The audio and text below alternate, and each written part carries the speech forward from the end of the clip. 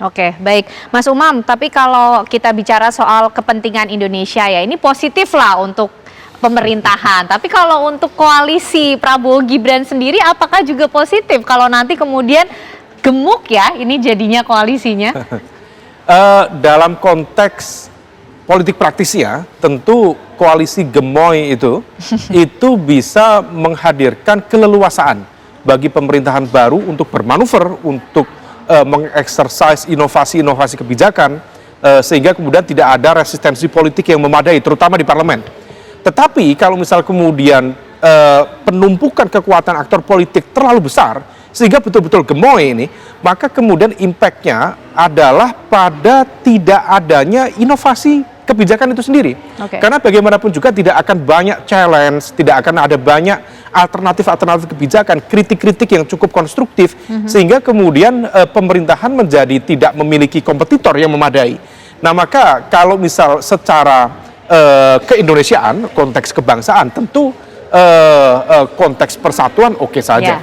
Meskipun juga ini juga menjadi sebuah pelajaran penting ya bagi masyarakat, bahwa kemarin bagaimanapun juga sejumlah basis pemilih loyal partai itu memberikan dukungan itu karena tidak setuju dengan ini, maka kemudian berbagai jurus disampaikan, jurus lepet lah, jurus apalah, hanya dalam hitungan hari semuanya berubah.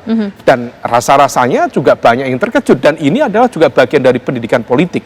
Nah, oleh karena itu apa yang disampaikan oleh Mas Daniel, saya pikir itu cukup make sense. Kalau misal kita menggunakan nalar atau fatsun politik yang baik, seharusnya partai yang menjadi pengusung utama presiden dan wakil presiden terpilih memang seharusnya mendapatkan perhatian lebih.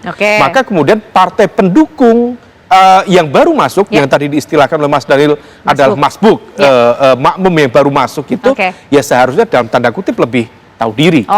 Sehingga kemudian tuntutannya harusnya berbeda. Solusinya, kalau misal kemudian ada keinginan-keinginan lebih, tanpa harus mengubah undang-undang Kementerian Negara, maka sejumlah nomenklatur kementerian bisa saja kemudian ditambahkan wakil menteri. Per hari ini wakil menteri hanya beberapa, artinya belum merata. Kalau misal kemudian itu dianggap sebagai solusi, bisa menjadi alternatif ke depan. Baik, kita juga nanti masih ingin tahu sebenarnya kalau tuntutan dari kawan lama, dari Golkar ini seperti apa yang sudah dari awal loh mengusung dan mendukung pasangan Prabowo Gibran. Usai jeda pemirsa, kami kembali untuk Anda.